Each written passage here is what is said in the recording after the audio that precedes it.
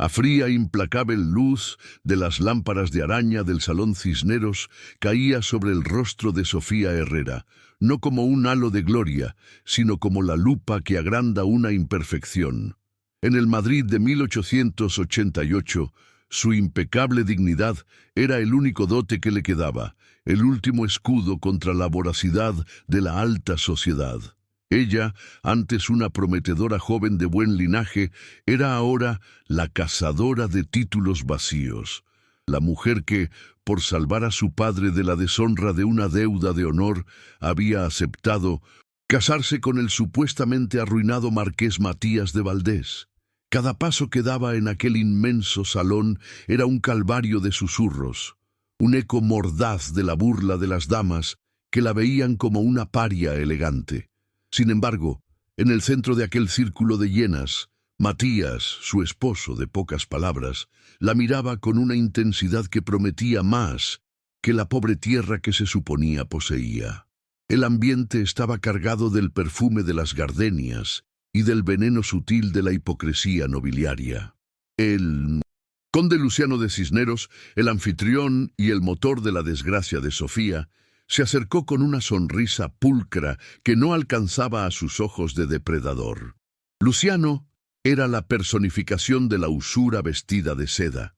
Su fortuna construida sobre los cimientos resbaladizos de la deuda y la hipoteca de los títulos menores. Su madre, la condesa, una esfinge de terciopelo, la observaba a ella y a Matías como si fuesen ratones atrapados en una trampa de oro.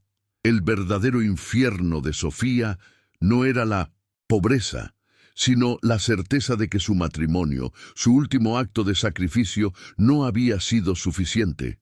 La presión de la deuda seguía ahí, latente, y el conde, con su aire de falso protector, estaba a punto de asestar el golpe de gracia.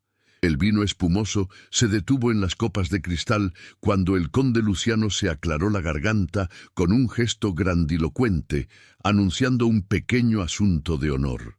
El corazón de Sofía se encogió, reconociendo la familiar frialdad que precede a una humillación.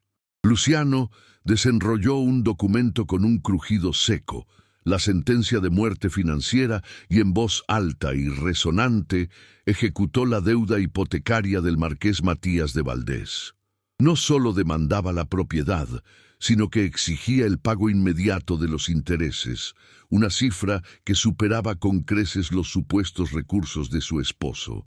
La madre de Sofía, presente en el baile con una esperanza frágil, llevó una mano temblorosa al pecho y se desplomó contra el mármol, su rostro pálido como la cera. El salón entero se convirtió en un silencio de hielo, y los ojos de Sofía, anegados en lágrimas contenidas, se clavaron en el rostro imperturbable de Luciano. Pero en este instante de quiebre, cuando la injusticia era un puñal clavado en su espalda, algo se encendió en Sofía. ¿Sientes la tensión? Esta es solo la primera prueba que Sofía Herrera de Valdés enfrentará en su camino hacia la justicia. Si quieres descubrir cómo una mujer traicionada se convierte en la estratega más temida del ducado, suscríbete ahora para no perderte ni un segundo de esta batalla épica y cuéntame, ¿alguna vez has sentido que la injusticia te obliga a ser más fuerte de lo que creías posible? Sofía sintió un calor punzante que le subía por el cuello, no de vergüenza, sino de una rabia gélida y concentrada que nunca antes había conocido. Se arrodilló junto a su madre, cuya respiración era un hilo débil, y en ese acto de amor filial, el miedo se disolvió en pura determinación. Los susurros de lástima o burla que antes la habían acosado ahora sonaban distantes, irrelevantes. Levantó la vista hacia Matías, su esposo, que permanecía erguido como una estatua, su rostro impenetrable una máscara de mármol. Ella buscó desesperadamente en sus ojos un gesto de consuelo o una promesa de defensa, pero solo encontró una fría, calculada observación, como la de un general que evalúa una derrota inevitable. Ese vacío en la mirada de Matías la hirió más que la traición de Luciano, pero también la despertó. Ella entendió que la salvación no vendría de nadie más que de su propia voluntad. Matías, sin decir una palabra, pero con una fuerza inesperada, la levantó del suelo. La obligó a dejar a su madre al cuidado de un médico de la familia y la arrastró fuera de la asfixiante atmósfera del baile. Salieron a la gélida noche de Madrid, donde el aire era un bálsamo cruel. Sofía no lloró. Su garganta estaba demasiado apretada con el sabor metálico del deshonor. En el trayecto de vuelta a su humilde, hipotecada casa, el silencio en la carroza era más pesado que cualquier recriminación. Sofía repasaba mentalmente los números, la usura implacable del interés compuesto que Luciano había aplicado, entendiendo que el conde no solo buscaba la propiedad de Matías, sino su completa aniquilación social y la de cualquiera que se atreviera a interponerse en su camino. La desesperación la acorralaba, pero su mente, entrenada en la estricta contabilidad de su padre, ya empezaba a buscar una fisura, un error, en la fría lógica de Luciano. De vuelta a la casa polvorienta y fría, Matías se encerró en el pequeño estudio, supuestamente para revisar documentos, y Sofía se quedó en el pasillo, su cuerpo temblando no por el frío, sino por la adrenalina del peligro. El contraste entre la opulencia dorada que acababan de abandonar y la decadencia silenciosa de su hogar era un recordatorio físico de su fracaso. Se acercó a la puerta del estudio con la intención de confrontarlo, de exigirle un plan, pero se detuvo al escuchar un ruido sordo, el sonido de metal rozando contra madera como si se abriera una cerradura oculta. La curiosidad, más poderosa que el miedo, la impulsó a acercarse con cautela, sus pasos amortiguados por una vieja alfombra gastada. El marqués no estaba revisando cuentas, sino manipulando un panel detrás de una estantería de libros vacía. Cuando Matías se apartó un momento para encender una lámpara de aceite, Sofía se deslizó hasta la entrada del estudio y espió. Detrás del panel, deslizante, no había más documentos de deuda. Había un cofre de hierro forjado, pequeño pero imponente, de una factura exquisita que no cuadraba en absoluto con la supuesta ruina de su esposo. El aire se condensó con la promesa de un secreto. Matías, ajeno a su presencia, abrió el cofre con una llave minúscula que colgaba de su cuello. Dentro, entre sedas de terciopelo azul noche, reposaban dos objetos que hicieron que el mundo de Sofía se tambaleara. Un fajo de billetes y documentos que valían una fortuna incalculable y un enorme, pesado anillo de cinete con el escudo de armas de un león rampante, un símbolo que solo podía pertenecer a una de las casas más antiguas y poderosas de Castilla. El sonido ahogado de la exclamación de Sofía bastó para alertar a Matías. En un movimiento rápido y entrenado cerró el cofre, pero ya era tarde. Los ojos de Sofía, ahora secos y ardientes, lo interrogaron con una mezcla de horror y furia. «¿Quién es usted, en verdad?», siseó ella, su voz temblándole por la traición. Matías, el marqués arruinado, se irguió hasta su máxima estatura y en ese momento la máscara de indolencia se desprendió, revelando una nobleza fría, un porte imponente que no era de un simple marqués, sino de un hombre con autoridad real, indiscutible. La verdad era un martillo que golpeaba las paredes de la casa. La humillación había sido real para ella, pero una farsa para él. Matías suspiró, un sonido pesado como el de una fortaleza que cede. Se quitó la chaqueta de paño burdo y, con un gesto lleno de pesar y una honra herida, recogió el anillo de cinete y lo colocó sobre el escritorio. «Mi nombre no es Matías de Valdés», declaró con una voz que resonaba con el eco del poder. «Soy Rafael, duque de la Vega». Sofía sintió que el suelo se hundía bajo sus pies. El duque de la Vega, la fortuna más vasta, el nombre más intocable de España. Él le explicó con pausas medidas que la identidad de marqués arruinado le había servido de velo para infiltrarse y desenmascarar una red de usura y corrupción que se extendía hasta la corte. Luciano de Cisneros era su principal objetivo, y ella, Sofía, se había convertido, sin saberlo, en la pieza central de su plan. Rafael le confesó que si bien el matrimonio había sido inicialmente una estrategia para protegerla de la deuda que su padre había contraído, y que él no había podido evitar a tiempo, la humillación de esa noche lo había forzado a acelerar su plan y a revelarle todo. Ella no era una víctima colateral, sino su aliada por designio. Sofía tocó el anillo de cinete, sintiendo el peso del ducado, el poder que en ese instante se le ofrecía no como caridad, sino como herramienta de justicia. Sus ojos encontraron los de Rafael y la rabia se transformó en una luz de astucia. «No más lágrimas, duque. Ahora actuamos como duques», afirmó Sofía, y en ese juramento la humillación se convirtió en la semilla de una venganza elegante y poderosa, dirigida no a la vanidad, sino a la reforma social.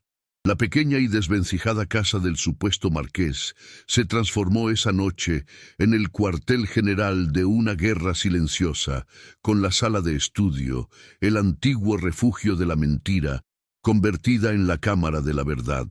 Rafael, el duque de la Vega, desplegó ante Sofía mapas financieros y organigramas que mostraban la telaraña de corrupción tejida por Luciano de Cisneros. Explicó que la usura no era solo un vicio, sino un sistema político y social que mantenía a la nobleza menor bajo el yugo de la deuda, permitiendo a Luciano acumular poder e influencia. El duque, al revelar su verdadero título y fortuna, no buscaba impresionar a Sofía, sino convencerla de la magnitud del enemigo que enfrentaban y la necesidad de actuar con precisión matemática. Sofía, con su inteligencia aguda y su memoria prodigiosa para las cifras, absorbió cada detalle, viendo en los documentos no solo la traición personal, sino la opresión sistemática que había sufrido su propia familia. Rafael le explicó el origen de su doble vida. El marqués Matías de Valdés había sido un primo lejano que había fallecido en el extranjero, y Rafael había asumido su nombre y sus deudas hipotecadas, las únicas reales en su acervo, para tener una identidad sin el brillo cegador del ducado, ideal para moverse entre las sombras. La desconfianza de Rafael hacia la sociedad y el amor se había forjado años atrás, cuando una prometida lo había traicionado por dinero, dejándolo con una cicatriz emocional profunda. Este disfraz de pobreza lo protegía de cazafortunas y le permitía recolectar pruebas de la operación de Luciano sin levantar sospechas. El matrimonio con Sofía, admitió con un tono de voz que luchaba entre el deber y la verdad, había sido inicialmente una forma de expiar su culpa por no haber salvado a su padre a tiempo, pero se había encontrado con una dignidad que no esperaba. La dinámica entre ellos cambió instantáneamente. El usted formal que Sofía usaba por respeto a un marqués se mantuvo, ahora acentuado por la reverencia a un duque, pero con la cercanía forzada por la complicidad. Rafael no actuó como un salvador que entregaba un cheque, sino como un estratega que ofrecía herramientas. Su primer acto como aliados fue el traslado a la residencia temporal del ducado en Madrid, un palacio discreto, pero de una solidez y elegancia apabullantes. Sofía, envuelta en las sedas más finas y rodeada de criados que la trataban con la deferencia debida a una duquesa, sintió la transformación física de su entorno, reflejar la expansión de su propia mente. Se instaló en la biblioteca, que se convertiría en su campo de batalla, estudiando los códigos legales y los libros de contabilidad que guardaban los secretos de Luciano. Sofía, lejos de dejarse deslumbrar por el lujo, se centró en el poder que éste le otorgaba. Su inteligencia matemática, antes solo una herramienta para hacer malabares con las cuentas de su padre, se convirtió en su arma más afilada. En las largas noches de estudio, Analizaba los pagarés que Rafael había logrado sustraer a través de sus contactos, detectando los patrones de los intereses usurarios que Luciano utilizaba para asfixiar a sus víctimas. Rafael la observaba desde el umbral, impresionado por la serenidad y la concentración con la que la joven duquesa convertía el dolor de su humillación en lógica fría. No había histrionismo ni sed de sangre, solo una determinación implacable de desmantelar la estructura de la injusticia con la verdad de los números. El primer paso de Sofía fue simbólico, pero crucial. Ella insistió en que el duque la llevara de incógnito a visitar a don Ricardo, un humilde panadero cuya pequeña propiedad estaba a punto de ser ejecutada por Luciano, exactamente como había sucedido con el marqués Matías. Al presenciar la desesperación de don Ricardo y su familia, Sofía no solo vio una víctima, sino el reflejo amplificado de su propia vulnerabilidad.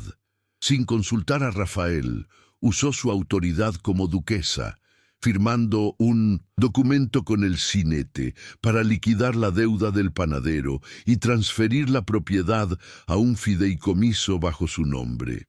Cuando Rafael lo supo, la regañó por el riesgo, pero la luz de admiración en sus ojos era inconfundible. Ella había entendido que la verdadera venganza no era la destrucción, sino la restauración. Mientras tanto, la ausencia del marqués Matías de Valdés del circuito social de Madrid, justo después de la humillación, alimentó las habladurías de Luciano, quien creía haberlos quebrado y forzado a huir al exilio. El conde de Cisneros intensificó su búsqueda de pruebas de la insolvencia del marqués, sin sospechar que estaba buscando un fantasma, y que la mujer que había despreciado, Sofía, ahora lo vigilaba desde las sombras de un palacio. Rafael, a través de su red de informantes, obtenía datos cruciales sobre las operaciones de Luciano, sus cómplices en los tribunales y su vulnerabilidad secreta. La duquesa viuva, su tía, que poseía el verdadero control de su fortuna, y era una mujer de estricta moral y devoción a la justicia. Las interacciones entre Sofía y Rafael estaban marcadas por la seriedad de su misión, pero en las horas tardías, cuando las lámparas del palacio proyectaban sombras largas y la tensión del trabajo disminuía, emergían pequeños gestos que tejían la tela de su afecto. Rafael se sorprendía a sí mismo contándole anécdotas de su solitaria infancia como duque, un peso que había asumido demasiado joven tras la tragedia de su madre. Sofía, por su parte, le compartía sus sueños frustrados de estudiar en la universidad, la pasión que sentía por la lógica y la ley. Un primer roce de manos sobre un mapa de propiedades. Una mirada sostenida que pasaba de la estrategia a la persona. Revelaba una intimidad que no se basaba en el arrebato, sino en la confianza profunda, en el entendimiento mutuo de sus heridas. Antes de continuar con esta increíble historia de Sofía Herrera de Valdés y el duque Rafael de la Vega, quiero hablar un instante contigo. Esta es una de esas narraciones que te harán emocionarse, suspirar y tal vez hasta derramar lágrimas. Acompáñame hasta el final de esta jornada, porque cada giro, cada sacrificio y cada gesto de amor merecen ser vividos contigo. Cuéntame en los comentarios desde qué lugar del mundo estás escuchando este relato. Es hermoso imaginar esta historia llegando a tantos rincones diferentes, uniendo corazones a través de la emoción. Aprovecha y suscríbete a nuestro canal para seguir disfrutando de historias de época, siempre llenas de amor, aventura, intrigas y redención. Aquí cada detalle está pensado para tocar tu alma y llevarte a viajar en el tiempo. Quiero agradecerte de corazón por toda la atención y el cariño que has dedicado a cada capítulo. Es por ustedes que todo esto tiene sentido y con ustedes quiero seguir compartiendo muchas otras jornadas emocionantes. La frialdad calculada de Rafael se resquebrajaba lentamente, y Sofía descubrió que detrás de su fachada de nobleza intocable había un hombre marcado por la traición, la herida de su madre, víctima de una maquinación financiera similar años atrás, era el verdadero motor de su cruzada contra Luciano, un acto de redención filial. Fue en una conversación íntima, a la luz de las velas de una cena austera en el inmenso comedor, donde Rafael le confesó un secreto más. Él había sido testigo, de lejos, de cómo el padre de Sofía había sido engañado por Luciano y sus secuaces, y aunque su posición como duque se lo impedía en ese momento, su matrimonio con Sofía era un intento tardío, pero sincero, de protegerla de las consecuencias de aquella estafa. Esta confesión selló un nuevo nivel de entendimiento entre ellos. La tensión sexual, antes latente, se hizo palpable durante una simulación de emergencia. Rafael, siempre cauteloso, entrenaba a Sofía en las rutas de escape secretas del palacio, anticipando cualquier ataque desesperado de Luciano. En el pasillo oscuro y estrecho que llevaba a una puerta oculta, Rafael la agarró para detenerla de un tropiezo, y sus cuerpos quedaron prensados el uno contra el otro. El aliento cálido de Rafael en su oído, su mano firme en su cintura, fue un contraste eléctrico con la frialdad del mármol. En el intento de separarse rápidamente, sus labios se rozaron, un toque fugaz y accidental que resonó con la fuerza de una explosión. Ella se retiró, sonrojada, pero en sus ojos había una chispa que Rafael, a pesar de su disciplina, no pudo ignorar. El respeto se estaba convirtiendo en deseo. El siguiente movimiento estratégico de Sofía fue acercarse a la duquesa viuda, tía de Luciano, sin revelar el secreto del ducado de Rafael.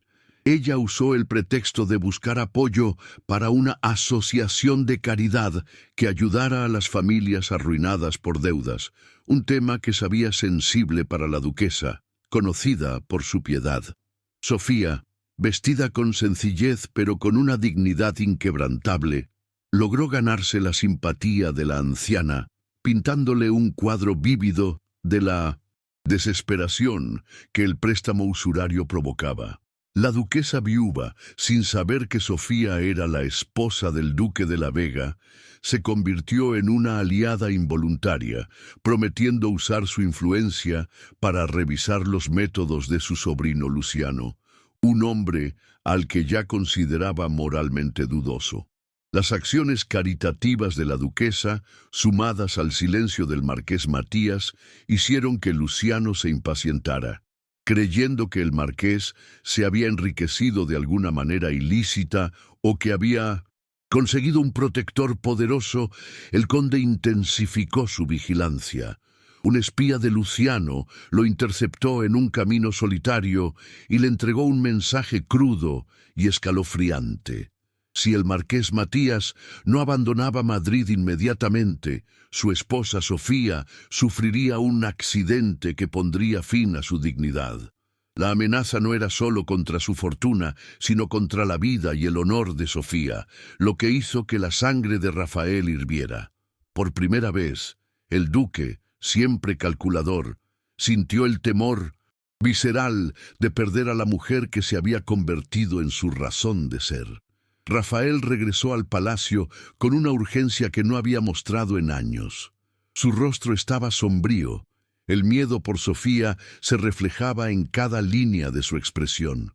Le ordenó, sin pedirle opinión, que se preparara para viajar a una de las propiedades del ducado en el extranjero, donde estaría a salvo.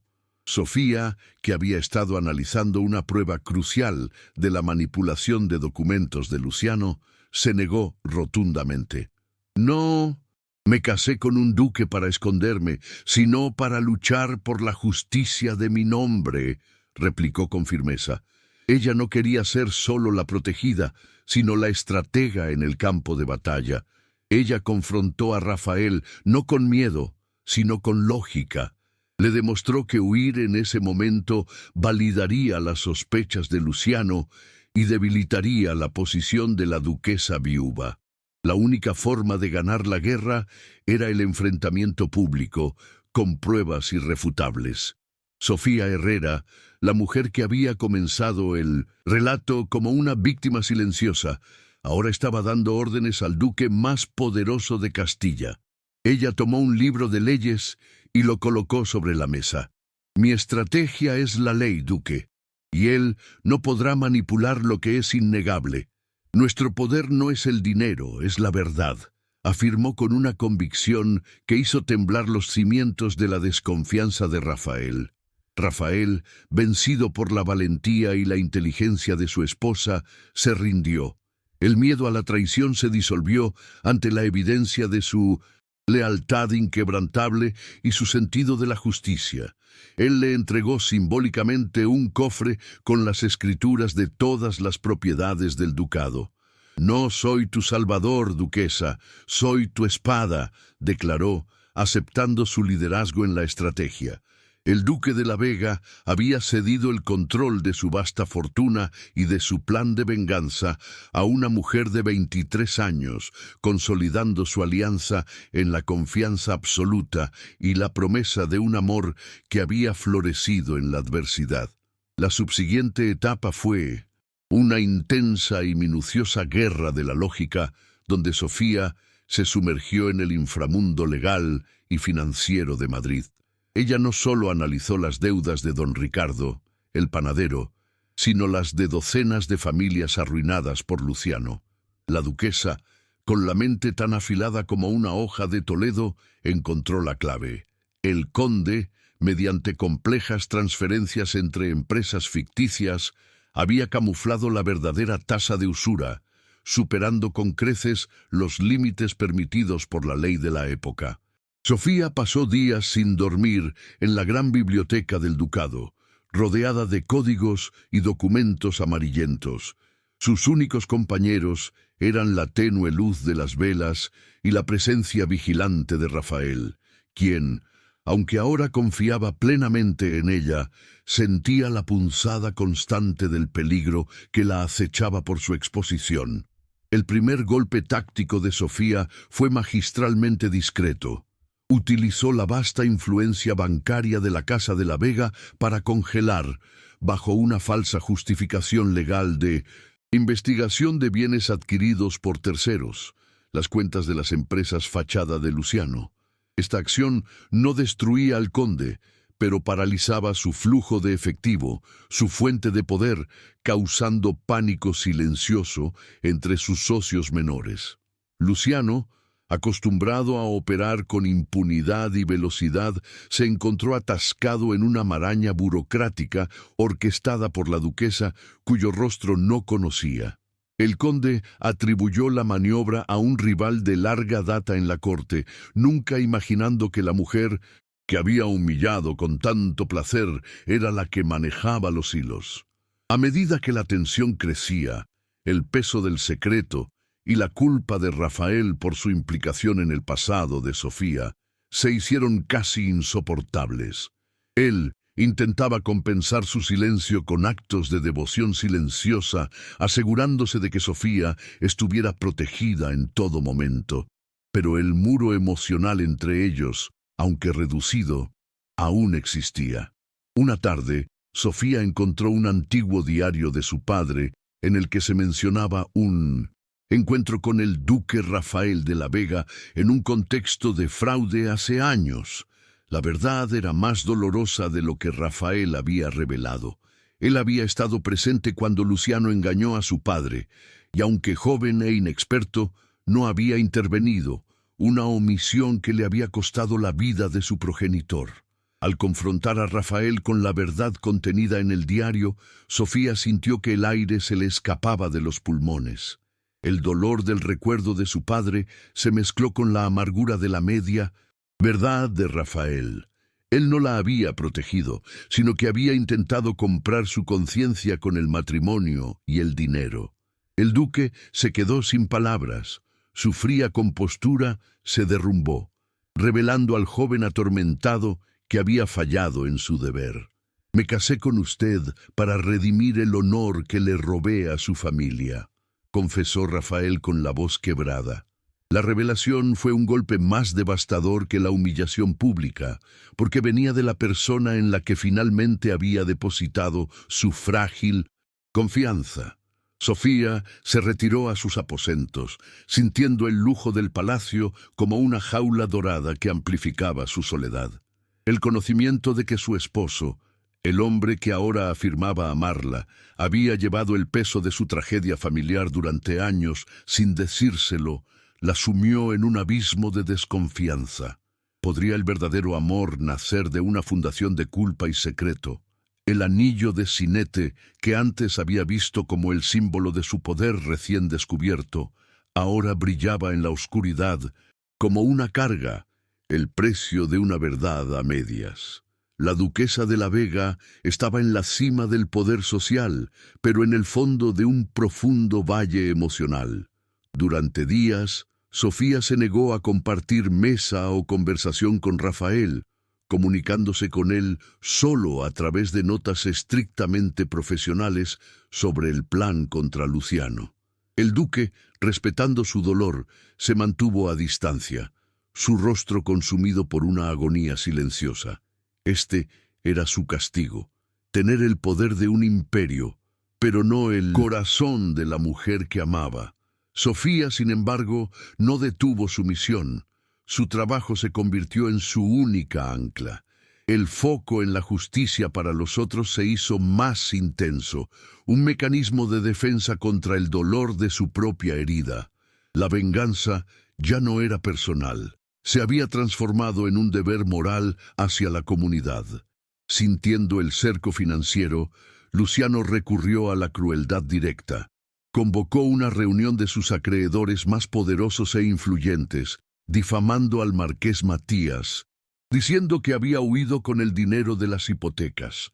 El conde, en un acto de extrema maldad, consiguió forzar el desalojo de la anciana madre de Sofía del hospital, dejándola sin asistencia.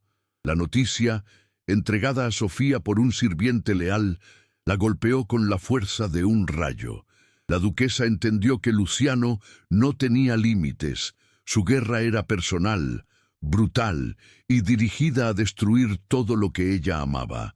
La fragilidad de su madre era el único punto débil que el conde conocía. La vulnerabilidad de su madre despertó en Sofía una rabia fría, calculada, que quemaba todas las dudas restantes. En lugar de ceder al pánico, Sofía tomó el control de la situación con una serenidad aterradora. Ordenó a los criados más leales del ducado que escoltaran inmediatamente a su madre a una de las propiedades seguras de Rafael en el campo, bajo el pretexto de un retiro médico. Sus acciones eran ya las de una estratega militar, no las de una joven herida. En ese instante, su dolor se convirtió en un arma de doble filo. Le daba la motivación feroz y le quitaba cualquier remordimiento hacia Luciano. Sofía, buscando mover a la duquesa viuva, su aliada involuntaria, le pidió una audiencia urgente, con lágrimas sinceras en los ojos, no por su madre, sino por la injusticia de la situación. Le describió la falta de humanidad de Luciano al desalojar a una enferma. La duquesa viuva, horrorizada, reveló a Sofía una pieza de información crucial. Luciano dependía por completo de su aprobación para heredar la vasta fortuna familiar. El conde estaba secretamente endeudado con un prestamista anónimo en el extranjero, y si su tía descubría sus métodos, podría desheredarlo, exponiendo su propia fragilidad económica al mundo. Esta revelación fue el catalizador que Sofía necesitaba. Con su mente fría, elaboró el plan final, una trampa perfecta que combinaría la exposición social, la prueba legal irrefutable de usura y la amenaza de desheredación. El escenario elegido sería el gran baile de máscaras que Luciano había organizado para celebrar, irónicamente, su supuesto éxito al quebrar al marqués de Valdés. Sofía planificó presentarse en el baile no como la esposa humillada de un marqués arruinado, sino como la duquesa Rafael de la Vega, con la prueba de fraude y el respaldo moral de la duquesa viuda. La venganza no sería la destrucción de Luciano en la oscuridad, sino su humillación pública, usando las mismas armas que él había empleado, la presión social y la ley. Sofía seleccionó el vestido más opulento de la Casa de la Vega, una creación de terciopelo esmeralda que contrastaría con la palidez de su rostro, un reflejo de su resolución. Ella entendió que la verdadera victoria no era simplemente recuperar lo perdido, sino asegurar que Luciano no pudiera volver a oprimir a nadie más. Y eso solo se lograría destruyendo su reputación. Sentada ante su tocador, preparándose para la batalla final, Sofía tomó el anillo de cinete de Rafael y lo apretó en la palma de su mano. No es solo venganza, duque, es justicia para todos los que él aplastó, tal como intentó aplastarnos a nosotros. No me detendré, seré el martillo de la justicia, nadie más caerá, se dijo a sí misma, en una resolución silenciosa. Había aceptado que el dolor era parte de su transformación, pero que el miedo ya no la controlaría. Su amor por Rafael, aunque herido por la verdad, se canalizó en la misión compartida, una forma de demostrar que su unión no era una farsa, sino un pacto sagrado. Este es el momento más oscuro de Sofía Herrera de Valdés. La traición de Luciano y la media verdad de Rafael la han llevado al límite, pero aquí es donde comienza su verdadera transformación, la que reescribirá las leyes de la nobleza. Si tu corazón late más rápido esperando su venganza, si necesitas ver cómo la duquesa convierte su dolor en un poder inexpugnable, presiona ese botón de suscripción, porque lo que viene a continuación cambiará todo. Dime en los comentarios, ¿qué harías tú en el lugar de Sofía?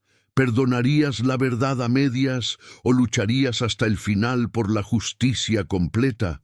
Rafael, observando la fría determinación de Sofía, se sintió abrumado por una mezcla de orgullo y terror.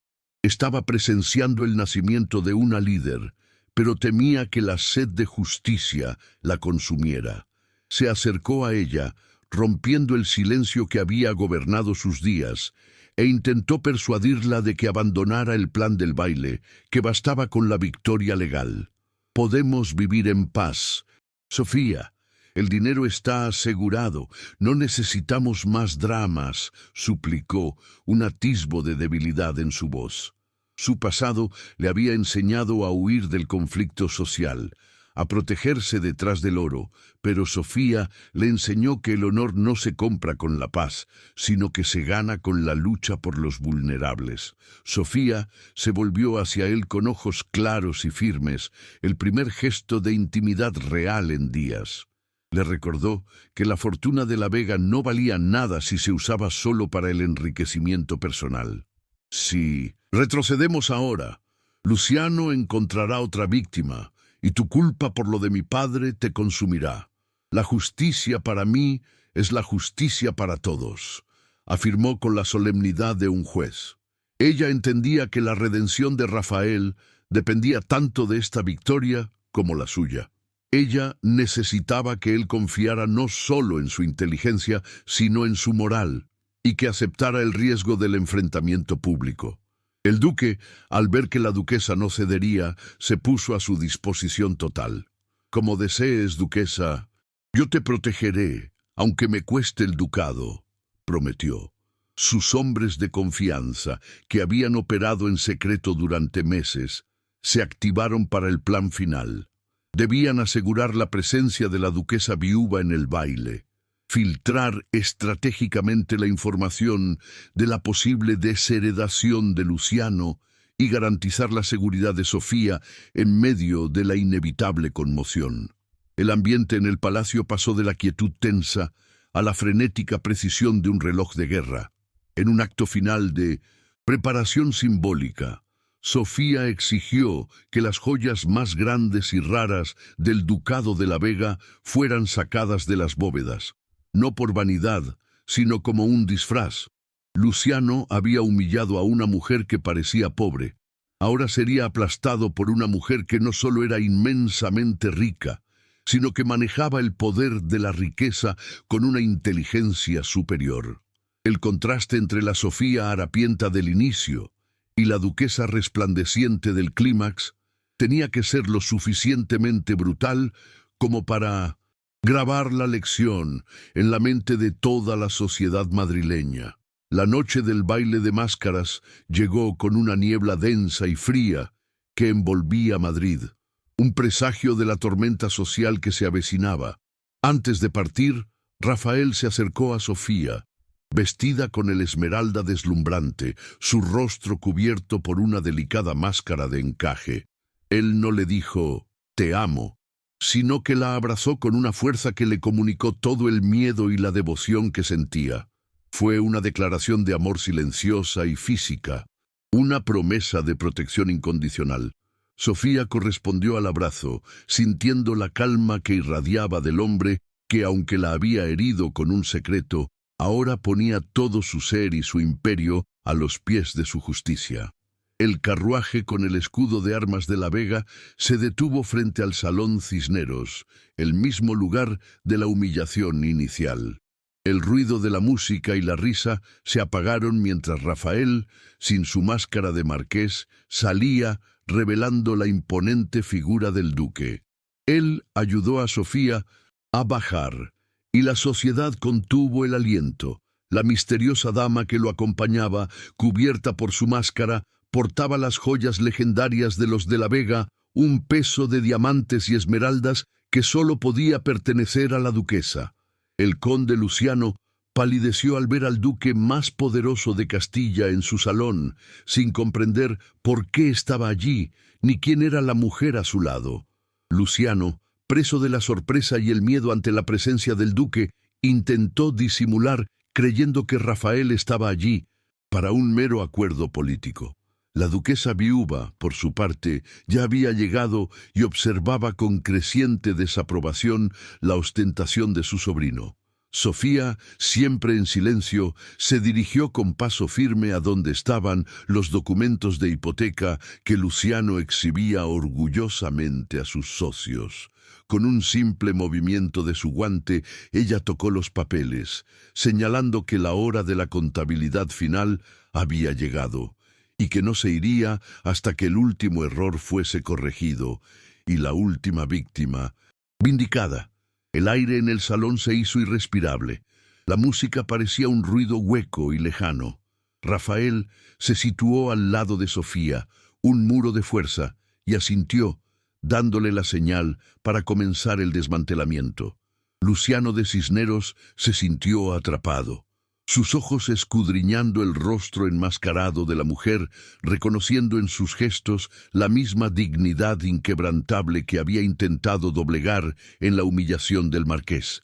La trampa estaba armada. Solo faltaba que la duquesa revelara el fraude con la precisión de su intelecto, transformando el baile en una sala de justicia. La caída de Luciano sería tan dramática como su ascenso. La duquesa de la Vega, aún con la máscara de encaje negro cubriendo la mitad de su rostro, avanzó hacia el centro del salón con una gracia que desmentía la guerra que llevaba dentro. Su vestido esmeralda se movía como un río tranquilo, contrastando con el pánico creciente en los ojos de Luciano. El conde, sintiéndose presionado por la presencia del duque, Rafael, se dirigió a la misteriosa dama con una condescendencia forzada. «¿Puedo ayudarla en algo, duquesa? El baile es para el regocijo, no para asuntos de negocios». Sofía se detuvo, y su voz, aunque baja, cortó el murmullo de la multitud con la precisión de un escalpelo. Ella no le respondió, sino que se dirigió directamente a la duquesa viuva, su aliada moral, pidiéndole un momento de su sabia atención, lo que desestabilizó por completo a Luciano. Sin decir una palabra sobre quién era, Sofía extendió la mano hacia el conde, En su dedo brillaba el anillo de cinete del Ducado de la Vega, un símbolo de poder que Luciano conocía bien. Luego, con un gesto estudiado, colocó el anillo sobre un fajo de pagarés falsificados que Luciano había utilizado para consolidar una hipoteca. «Excelentísimo conde», comenzó Sofía, su voz ahora cargada de autoridad. «He encontrado un error matemático en sus cuentas. Un error que, temo, podría ser interpretado como fraude ante cualquier tribunal honesto». La sociedad entera se estremeció. ¿Quién era esta mujer que desafiaba al temido Luciano Cisneros en su propia casa y en presencia de su tía? Sofía procedió a exponer, punto por punto, con una claridad deslumbrante, la manipulación de los intereses de las deudas. Usó el lenguaje de la contabilidad, de la ley, desglosando las tasas de usura con una precisión que demostraba un conocimiento íntimo de los métodos de Luciano. Ella reveló cómo el conde había utilizado las empresas fachada del ducado de La Vega, que él pensaba que eran empresas independientes, para mover dinero y crear intereses compuestos ilegales. La duquesa viuva, una mujer de estricta fe, se acercó, obligando a su sobrino a prestar atención a las cifras. El rostro de Luciano, antes arrogante, se contrajo en una mueca de incredulidad y miedo al ver su propio esquema desenmascarado. En ese momento crucial, Sofía quitó lentamente su máscara. El reconocimiento fue un trueno. Era Sofía Herrera, la mujer que había sido humillada en ese mismo salón hacía meses. El impacto fue tan grande que la orquesta se detuvo abruptamente. «Sí, conde», declaró Sofía con una sonrisa fría que no llegaba a sus ojos. «Soy la duquesa Sofía Herrera de Valdés, esposa del duque Rafael de la Vega, quien usted pensó que había arruinado, pero cuyo poder ahora uso para desmantelar su imperio de crueldad». Rafael, que observaba la escena desde la distancia, sintió un orgullo que superaba cualquier temor. Ella se había convertido en el martillo de Minucinto, la justicia que había prometido ser. Luciano, aún en estado de shock por la revelación de la identidad de Sofía, intentó negar los cargos, apelando al duque Rafael para que interviniera, pensando que la duquesa solo actuaba por despecho personal. Rafael se acercó, colocando su mano protectora en la espalda de Sofía, un gesto de unión pública innegable. «Mi esposa no actúa por despecho, conde, actúa por justicia. He examinado sus pruebas y he encontrado sus métodos no solo ilegales, sino moralmente repugnantes», declaró Rafael con voz grave, confirmando el respaldo total del ducado a la estrategia de Sofía. El duque había pasado de ser su protector a su cómplice absoluto, sellando su destino en esta causa social. La duquesa viuva, al escuchar la declaración de Rafael, se puso en pie, su figura venerable exudando autoridad. Exigió a Luciano que explicara los errores en los intereses que Sofía había señalado. Acorralado, Luciano intentó distraer la atención revelando el secreto de Rafael. El duque solo se casó con ella para saldar una deuda de honor que él mismo causó por su omisión hace años, gritó el conde en un acto desesperado de autodestrucción. Pero la jugada fracasó. Rafael no se inmutó, y Sofía, que ya conocía esa verdad y la había perdonado en nombre de su misión superior, miró a Luciano con lástima. Sofía entonces soltó la bomba final. Ella no solo presentó las pruebas de la usura de Luciano en las deudas de los pequeños nobles, sino que reveló que las mismas prácticas habían sido utilizadas en la gestión de la fortuna de la duquesa viuva, a través de documentos que Rafael había interceptado. «Usted no solo arruinó a forasteros, conde, estaba arruinando a su propia familia», acusó Sofía, exhibiendo un pagaré con la firma falsificada del mayordomo de la tía de Luciano. Este giro, la traición a su propia sangre, fue la estocada que el conde no pudo soportar. La duquesa viuva no necesitó más pruebas. El honor familiar era su religión. con no sientos lágrimas de vergüenza y rabia, declaró en voz alta ante toda la sociedad madrileña que presenciaba el espectáculo: Luciano de Cisneros ha deshonrado nuestro nombre. Desde este instante queda desheredado de toda propiedad y título que dependa de mi voluntad. La sentencia, pronunciada por la figura más respetada de la corte, fue definitiva y demoledora. El conde, que había construido su vida sobre la base de la ambición y la sangre, perdió todo lo que tenía en el lapso de un minuto por la astucia de la mujer que creía haber aplastado. Sofía no se regodeó. Su expresión seguía siendo de serena justicia. Recogió los pagarés de las familias arruinadas, las pruebas de la usura de Luciano, y los sostuvo en alto. Estos documentos serán utilizados en el tribunal para reformar la ley de usura, para que ninguna familia más sea destruida por la codicia, anunció, transformando la venganza personal en un acto de justicia social. La duquesa de la Vega no buscaba la riqueza, buscaba el cambio legal. Esta nobleza de propósito le granjeó el respeto inmediato de toda la alta sociedad, que ahora la veía no como la advenediza, sino como la nueva líder moral. El conde Luciano de Cisneros, despojado de su fortuna y título, fue confrontado por la policía secreta que Rafael había dispuesto para la ocasión, acusado de falsificación y fraude. Su súplica de perdón y misericordia fue dirigida a Sofía, su antigua víctima.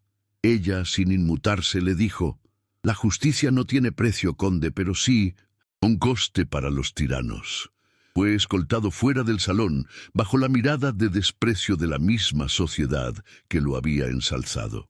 La humillación era total. Despojado de su estatus y expulsado del baile en el que había planeado su victoria final. El silencio en el salón fue roto solo por los suspiros de alivio. ¿Viste ese giro? La verdad de la doble vida del duque Rafael de la Vega y la increíble capacidad de Sofía Herrera de Valdés lo cambia todo. Pero este es solo el comienzo de una alianza que desafiará a los más poderosos. Si estás tan enganchado como yo al escribir esta historia, suscríbete para que YouTube te avise cuando suba el próximo capítulo. Porque cuando dos almas heridas se unen por la justicia, el enemigo no tiene oportunidad. Comparte en los comentarios. ¿Crees que Rafael merece una segunda oportunidad de Sofía después de revelar el secreto de su pasado? Los demás invitados, que segundos antes se habían mofado de Sofía, ahora la rodeaban con reverencia, pidiéndole disculpas y expresando su apoyo a la causa de la reforma legal. Sofía, con la frialdad de una veterana estadista, aceptó sus palabras con mesura, utilizando el momento no para la vanidad, sino para consolidar el apoyo a su Fondo de Justicia y Reforma de la Ley de Usura.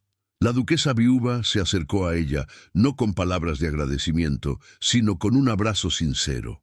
«Usted ha traído el honor de vuelta a esta familia, duquesa. Es usted la mujer más valiente de España», susurró la anciana, legitimando su nueva posición de poder. Rafael se acercó a Sofía, y por un momento la magnitud de la victoria se desvaneció ante la intimidad de su conexión. Ella, la mujer a la que había intentado proteger y que él había herido con su secreto, ahora era su igual, su estratega. El orgullo en sus ojos era palpable, pero también el miedo de que ella lo rechazara por su falta de franqueza. Rafael se inclinó, solo para ella, y le susurró: «Lo que has hecho hoy no se trata de dinero, se trata de tu alma. Me has salvado, Sofía». Era su declaración de amor no verbal, reconociendo que su victoria era la redención que tanto había buscado.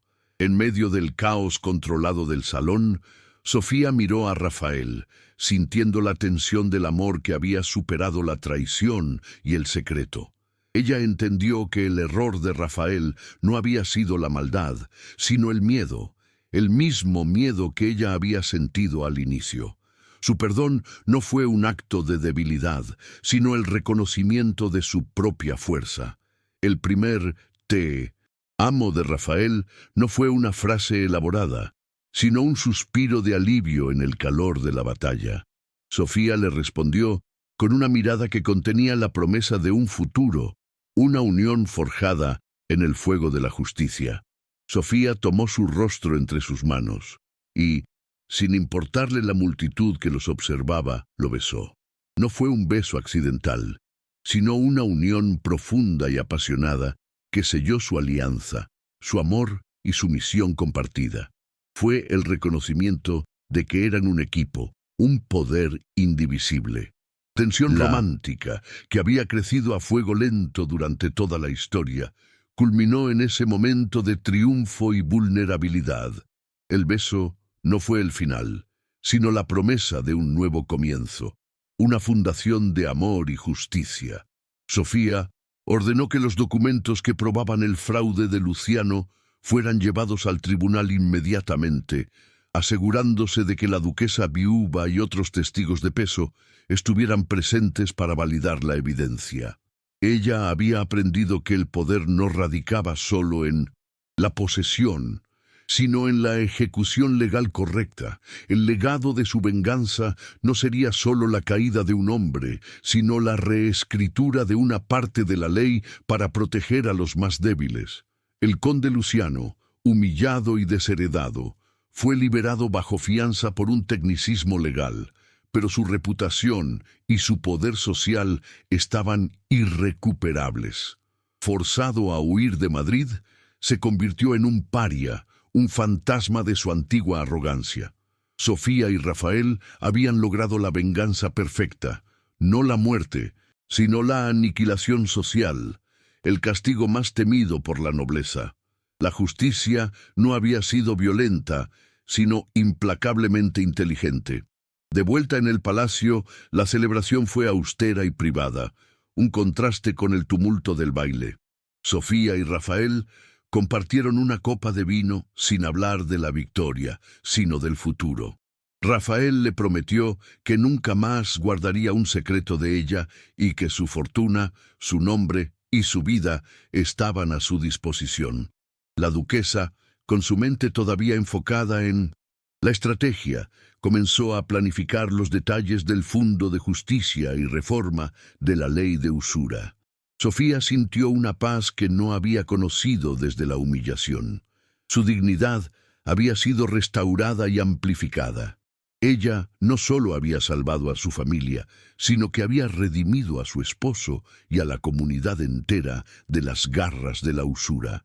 El sentimiento de impotencia había sido reemplazado por la convicción de que la inteligencia y la moral eran más poderosas que cualquier título o riqueza heredada. Su relación se basaba ahora en una base sólida de respeto mutuo, admiración y propósito compartido. Rafael había visto su vulnerabilidad y su fortaleza. Sofía había visto su culpa y su honor.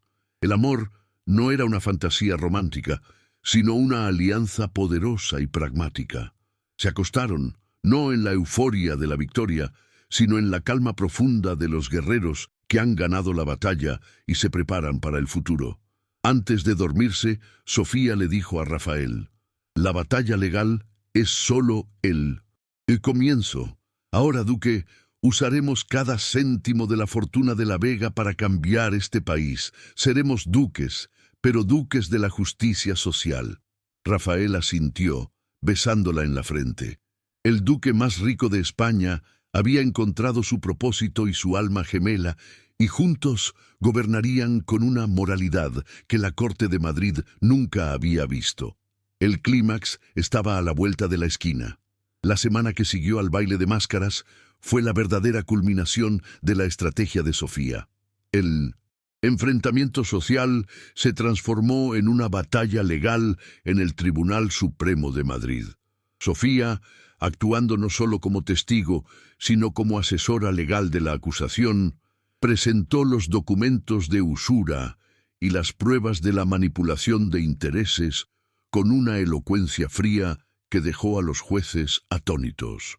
La presencia del duque Rafael de la Vega en la galería, visiblemente al lado de la duquesa viuva y de los representantes de las familias oprimidas, envió un mensaje claro a toda la élite. El poder intocable de la Vega respaldaba la reforma y la justicia, no el statu quo corrupto. La superioridad intelectual de Sofía brilló en el estrado. Ella no usó argumentos emocionales, sino la precisión de la lógica y la ley. Explicó cómo Luciano había violado repetidamente los estatutos de préstamos y cómo la estructura de su red de empresas ficticias era un simple velo para la avaricia. El abogado de Luciano, un hombre arrogante que había subestimado a la cazafortunas, intentó descalificarla por su origen, pero Sofía lo silenció con una refutación matemática tan compleja e irrefutable que el abogado se vio obligado a retirarla, reconociendo implícitamente la derrota. El conde Luciano, humillado en público y enfrentando la pérdida total de su patrimonio, compareció ante el tribunal con una arrogancia rota. Su defensa se basó en la negación desesperada y la calumnia, intentando sembrar dudas sobre la honorabilidad del duque Rafael y el origen de su fortuna. Sin embargo, la presencia de la duquesa viuva, testificando contra su propio sobrino y corroborando la intención de desheredarlo, neutralizó cualquier intento de distorsión. Luciano se quedó en silencio, sus ojos llenos de odio fijo en Sofía, comprendiendo que ella era la artífice de su destrucción legal y social. La declaración de la duquesa viuva fue el punto de inflexión moral del juicio. Ella no solo testificó sobre la deshonra, sino que se arrepintió públicamente de haber confiado en su sobrino, prometiendo que la fortuna que Luciano había dilapidado se destinaría ahora a obras de caridad y a la fundación de un fondo de justicia. Su declaración no solo selló el destino legal del conde, sino que legitimó la causa de Sofía ante los ojos de la Iglesia y la alta moral. La anciana se acercó a Sofía y le dio la mano, un gesto que valía más que 1000 títulos en el contexto social de Madrid. El juez, presionado por la evidencia irrefutable, el testimonio de la duquesa viuva y la presencia imponente del duque Rafael, no tuvo más remedio que emitir una sentencia que resonaría en toda la nación. Luciano de Cisneros fue condenado por fraude y prácticas usurarias ilegales, y todos sus bienes adquiridos ilícitamente fueron confiscados para ser distribuidos a sus víctimas y transferidos al nuevo Fondo de Justicia. El clímax legal había llegado. La justicia había triunfado sobre la avaricia. Afuera del tribunal, la multitud de pequeños nobles y comerciantes endeudados que habían seguido el juicio estalló en una ovación catártica. Sus esperanzas, antes pisoteadas, ahora se veían restauradas. Sofía, saliendo del tribunal al lado de Rafael, sintió el calor de la gratitud de la comunidad. Ya no era la humillada esposa, sino la duquesa de la justicia, la mujer que había utilizado el poder para proteger a los indefensos. Rafael, por su parte, se mantuvo un paso atrás, permitiendo que Sofía recibiera el reconocimiento, demostrando que su unión era una asociación de iguales. El peligro, sin embargo, aún no había terminado. Mientras se dirigían al carruaje, un último secuaz de Luciano, en un acto de desesperación fanática, intentó agredir a Sofía, blandiendo un cuchillo en medio de la multitud. Rafael, con la velocidad y la fuerza de un guerrero, intercedió inmediatamente, recibiendo un corte superficial en el brazo mientras derribaba al atacante. Fue un momento de acción física brutal en medio de la victoria legal, un recordatorio de que la justicia a menudo exige sacrificios. Sofía, corazón latiendo desbocado, atendió la herida de Rafael con lágrimas en los ojos. Sofía no se permitió el pánico. Sacó un pañuelo de seda y con manos firmes contuvo la hemorragia del brazo de Rafael. En ese momento de vulnerabilidad física, se sintió más unida a él que nunca. «Nunca más harás esto solo, duque. No intentes protegerme aislándote», susurró ella, su voz temblando. Rafael le sonrió, un gesto de entrega total. El sacrificio físico de Rafael cerró las últimas fisuras de desconfianza que Sofía pudiera tener. Su amor se había puesto a prueba en el campo de batalla y había prevalecido. La batalla está en su punto más alto. Sofía Herrera de Valdés y el duque Rafael de la Vega luchan codo a codo por el destino de toda una comunidad, pero aún no sabemos si la justicia prevalecerá sobre los últimos coletazos de la crueldad. Si estás al borde de tu asiento, si necesitas ver cómo termina esta confrontación épica, asegúrate de estar suscrito, porque historias como esta, donde el amor y la venganza se entrelazan en cada decisión y en cada herida, son las que compartimos aquí cada semana. ¿Quién crees que saldrá victorioso? ¿La astucia de Sofía o la desesperación final del conde Luciano? En el trayecto de vuelta al palacio, el brazo herido de Rafael sobre el hombro de Sofía, la pareja no habló de los tecnicismos legales, sino de la conexión profunda que habían forjado. Rafael sabía que Sofía ya no necesitaba protección física, sino un compañero. Él era la fuerza, y ella era la mente, una ecuación perfecta. El duque apretó suavemente la mano de Sofía, un juramento silencioso de que su vida ya no era solo suya, sino de la causa que habían abrazado juntos. Rafael finalmente pudo cerrar el capítulo de la culpa que había arrastrado por años. Su fracaso en ayudar al padre de Sofía había sido doloroso, pero su redención se había consumado a través de la valentía de su esposa. Él había encontrado no solo el perdón de Sofía, sino el respeto de sí mismo, al permitirse ser vulnerable y al reconocer que el verdadero poder reside en la asociación. El frío duque, antes encerrado en su torre de marfil, se había humanizado a través del amor y el propósito compartido. Sofía, por su parte, había curado la herida de la humillación. Su dignidad había sido públicamente restaurada y su inteligencia honrada. Ella ya no era una superviviente, sino una arquitecta del cambio.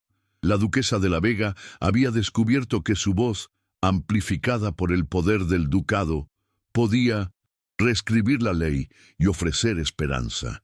La fragilidad de su inicio se había transformado en una resiliencia inquebrantable, un símbolo de lo que una mujer puede lograr cuando se niega a ser una víctima. La victoria legal era apenas el primer paso. Sofía y Rafael dedicaron el resto del día a planificar el uso del dinero confiscado a Luciano. El plan era transformar las antiguas casas de empeño del conde en centros de ayuda social y escuelas. El Fundo Herrera de la Vega tomaría forma no solo para proteger a los deudores, sino para educarlos en la ley y la contabilidad, dándoles las herramientas para no ser engañados nuevamente. La venganza se había convertido en legado.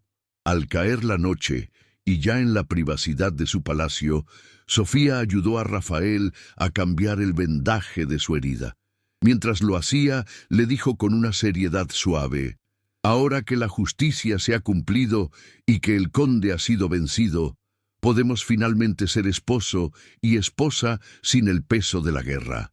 Rafael tomó su rostro entre sus manos. «Siempre fuimos eso, duquesa, pero ahora somos invencibles». La calma posterior a la tormenta era su nueva promesa.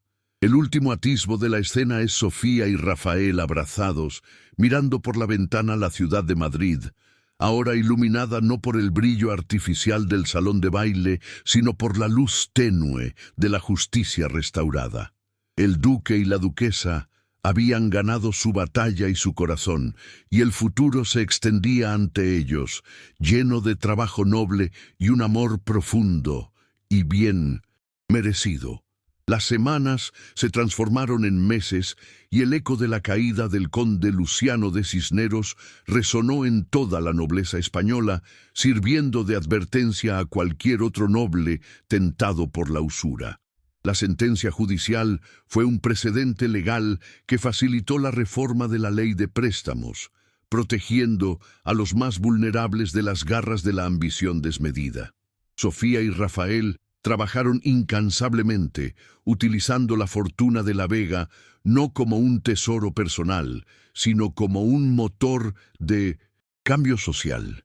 El Palacio del Duque se convirtió en un centro de planificación filantrópica, un faro de esperanza, donde antes solo existía el secreto y la culpa. La materialización de su legado fue la fundación del Fondo de Justicia y Reforma de la Ley de Usura, que se inauguró con la transferencia de todos los bienes confiscados a Luciano. Este fondo financió un nuevo hospital y una escuela de oficios en el corazón de los barrios más pobres de Madrid, dándoles a los arruinados una segunda oportunidad en lugar de caridad. La placa de la fundación llevaba el nombre de Sofía en primer lugar, Fondo Herrera de la Vega, un tributo a su inteligencia y una confirmación pública de su papel de liderazgo en el ducado y en la sociedad. El duque Rafael finalmente curó la profunda herida de su desconfianza. Había visto la lealtad de Sofía bajo el mayor de los poderes y había aceptado que su amor no se basaba en la sumisión, sino en la fuerza mutua. Su frialdad calculada se había suavizado con la calidez del afecto y el orgullo por su esposa. Ya no era un duque aislado por el miedo a la traición, sino un esposo y un socio plenamente comprometido con el propósito noble, su rostro marcado por una paz que el oro nunca pudo comprarle. Sofía, por su parte, se convirtió en una figura de inmensa influencia. Su antigua vulnerabilidad y las lágrimas de la humillación se habían transformado en el temple de una líder. Ella manejaba las finanzas del ducado con una precisión asombrosa y dedicaba su tiempo a las obras sociales, encontrando un propósito que superaba con creces el simple rescate familiar. La sociedad que antes se burló de ella, ahora la respetaba y la temía, reconociendo que su poder no venía del título, sino de su carácter y su implacable sentido de la justicia. El amor entre Sofía y Rafael se consolidó en la rutina de su trabajo compartido. Sus interacciones eran fluidas, marcadas por un entendimiento profundo y una admiración silenciosa. La formalidad del «usted» se había desvanecido, reemplazada por el «tú» cariñoso y la complicidad de las almas gemelas. Su unión no era solo matrimonial, sino intelectual y moral, la alianza más poderosa que Madrid podía presenciar. Un año después del gran baile, Sofía y Rafael se encontraron en la plaza central, inaugurando oficialmente el hospital y la escuela. La multitud, compuesta por los beneficiados del fondo, aplaudió con sinceridad. Rafael tomó la mano de Sofía y la besó suavemente, no en el palacio, sino a la vista de todos, honrando su victoria en el mismo lugar donde la sociedad había intentado pisotearla. La humillación había sido reemplazada por un triunfo público de la dignidad, y su madre, recuperada y orgullosa, observaba la escena desde la primera fila. En un momento de intimidad en el balcón del nuevo centro social, Rafael le entregó a Sofía un pequeño regalo. No una joya, sino un libro encuadernado en cuero. Era una nueva edición del Código Civil, dedicado con su propia mano a la duquesa de la justicia, por un futuro donde la ley proteja al más débil. Sofía, conmovida hasta las lágrimas, le confesó con una sonrisa tímida pero llena de esperanza que su legado pronto sería aún más dulce. Estaban esperando a su primer hijo, un heredero que nacería en una era de honor restaurado. La caída de Luciano fue total. Forzado al exilio, sin dinero ni estatus, tuvo que vivir el resto de sus días sabiendo que su propia avaricia había sido la herramienta utilizada por Sofía para construir una justicia que lo eclipsaba. La venganza de Sofía no había sido la aniquilación violenta, sino la creación de un bien duradero, una lección de que el verdadero poder reside en la nobleza del propósito, no en la crueldad financiera. Si has acompañado la historia de Sofía Herrera de Valdés y del duque Rafael de la Vega hasta el final, dime cuál fue el momento más emocionante para ti. Escríbelo en los comentarios porque tu voz da sentido a cada capítulo. Esta es la esencia de cada historia en este canal. Mujeres que reescriben su destino y hombres que aprenden que el verdadero honor está en la humildad. Si esta jornada te ha emocionado, si has sentido cada latido de su corazón, suscríbete ahora para vivir más romances de época donde la justicia y el amor siempre encuentran su camino. Aprovecha para suscribirte a nuestro canal y seguir disfrutando de romances de época llenos de amor, drama y emoción. Gracias de corazón por haber vivido esta travesía conmigo. Muy pronto volveremos con una nueva historia que tocará tu alma. Sofía y Rafael continuaron su vida como la pareja más poderosa e inusual de España. Ella, la estratega brillante con un don para la matemática y la reforma legal. Él, el duque con la fuerza para proteger y el corazón para amar. Habían encontrado un equilibrio perfecto entre el poder, la pasión y el propósito. Su historia se convirtió en una leyenda susurrada en los salones y celebrada en las plazas. Un cuento de cómo la dignidad y la inteligencia de una mujer pudieron derrocar la tiranía económica. La mansión del ducado, que antes había sido una fortaleza de secretos y soledad, ahora estaba llena de risas, de luz y de la promesa de un futuro brillante. La niebla de la opresión se había disipado, y los ecos de la humillación habían sido silenciados por el sonido de la esperanza. El contraste entre la Sofía del inicio, encorvada bajo el peso de la deuda, y la duquesa que gobernaba con gracia y justicia, era la metáfora viva de su victoria.